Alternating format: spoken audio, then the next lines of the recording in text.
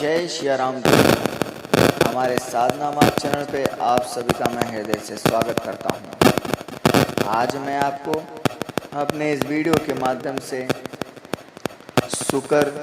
जंगली सुकर का दंत कैसे सिद्ध किया जाए, जो जंगली सुअर होता है उसका कैसे दांत को कैसे सिद्ध किया जाए और किस प्रकार उसको सिद्ध किया जाए, क्या इसका विधि है, क्या मंत्र है, उस बारे में विस्तार पूर्वक आज इस वीडियो के माध्यम से चर्चा करने वाला हूं। तो सबसे पहले आप यह जान लीजिए, जो जंगली सुअर होते हैं उसका दो दांत होते हैं जो आगे की तरफ निकले होते हैं, बड़े बड़े एक एक हाथ के हिसाब से, पंजे के हिसाब से वह दांत होते हैं। कुछ 12 इंच से लेकर 6 इंच के होते हैं, कोई 3 इंच के होते हैं, जैसे वह सुअर का साइज हो।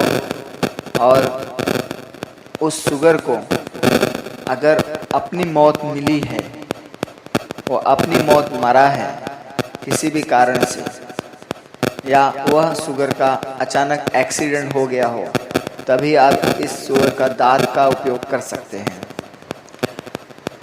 और जब अगर आपके पास यह सुअर का दांत उपस्थित हो तो आपको स्वाति नक्षत्र में यह दंत को लाकर, वह एक दंत हो या 2 दंत हो, इससे कोई लेना देना नहीं।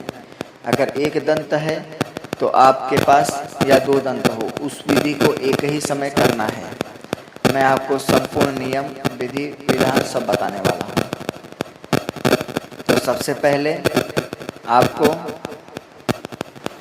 स्वाति नक्षत्र में यह सुअर के दंत को एक ताम्रपत्र पर रख के, वह शुक्ल पक्ष हो या कृष्ण पक्ष हो, किसी भी पक्ष में आप इसका प्राण प्रतिष्ठा एवं शुद्धता कर सकते हैं।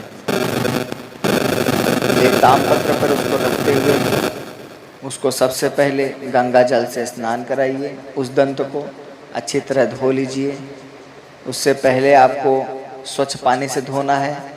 स्वच्छ पानी से धोने के बाद फिर गंगा जल से धोइए। गंगा जल से धोने के बाद उसको पहले दही से स्नान कराइए, फिर दूध से स्नान कराइए, फिर गौमूत्र से स्नान कराइए, फिर गंगा जल से स्नान कराइए, फिर पंचगौ से स्नान कराइए।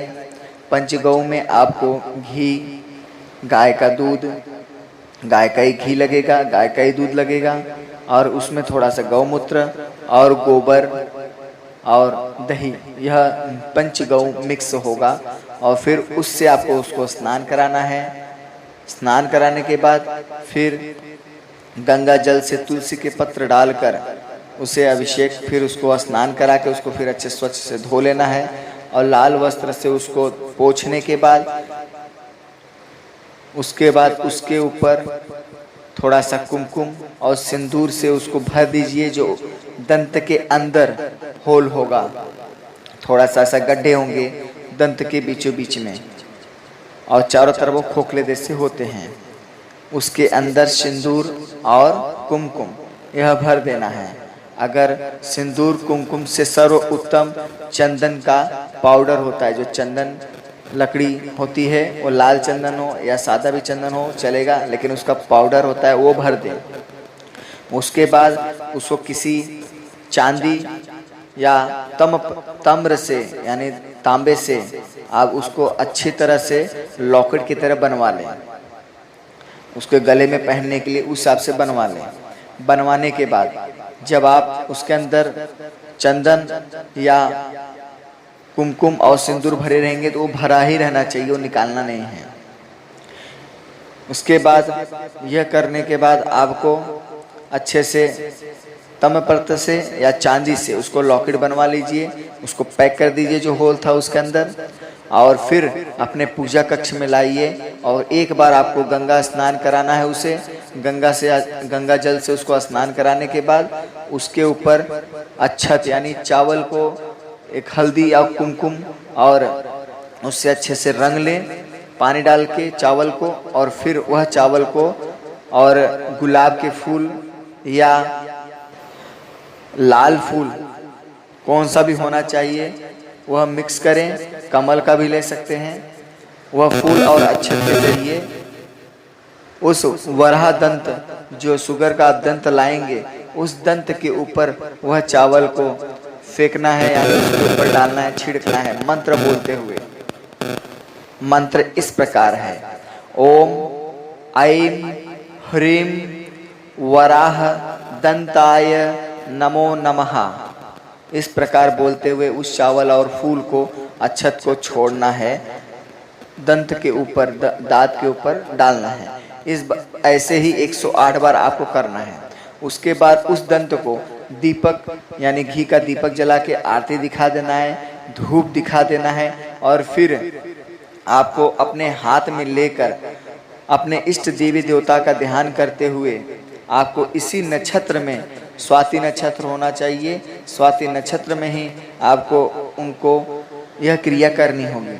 और करने के पश्चात जब यह क्रिया हो जाए तो अपने हाथ में वह दंत को लेने के बाद आप जिस माला में उसे प्रयोग कर पहनना चाहें, वह लाल हो या काला हो, उससे कोई लेना देना नहीं, किंतु किसी भी उस माला में यूज कर सकते हैं पहनने के लिए।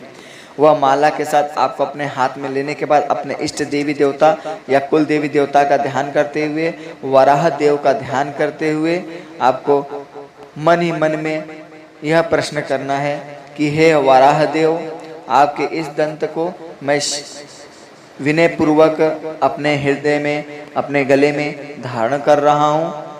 आपकी समस्त शक्तियाँ इसमें प्रवाहित करें, और किसी प्रकार का विघ्न हमारे जीवन में उत्पन्न हो, उस विघ्न को काटने के लिए इस दंत के जरिए आप हमारी रक्षा प्रदान करें। दसों दिशा में हमारे साथ उपस्थित रहें। भूत प्रेत नजर टोना आदि हमारा सबसे रक्षा प्रदान करें। ऐसे बोलते हुए उस वराह दंत को अपने गले में धारण करें। वराह मंत्र के साथ, जो मैंने इससे पहले आपको मंत्र बताया है, उस मंत्र से अपने गले में धारण कर लें। इस प्रकार यह शुद्धिकरण और मंत्र जब से यह सिद्धता से प्रदान होगी, और फिर आपका वराह दंत आपको कम से कम 3 महीने तक इसका यूज कर सकते हैं। 3 महीने के पश्चात फिर से इसको गंगा जल, गौमूत्र और पंचगौ से स्नान करते हुए फिर से इसको आपको प्राण प्रतिष्ठा, इसका पूजा अर्चना करना होता है, धूप दीपक दिखाना होता है। हर 3 महीने में स्वाति नक्षत्र में शुक्ल या पक्ष या कृष्ण पक्ष में इसका पूजा अर्चना फिर से आपको करना होता है। इसी हिसाब से आपको इसका 3-3 महीने में ध्यान देते हुए इसका पूजा करने के बाद ही यह जागृत अवस्था में रहता है। अगर ये हमारा वीडियो पसंद आए तो हमारे चैनल को लाइक करें, सब्सक्राइब करें। अब मिलते हैं किसी और वीडियो के साथ। अभी के लिए जय श्री राम।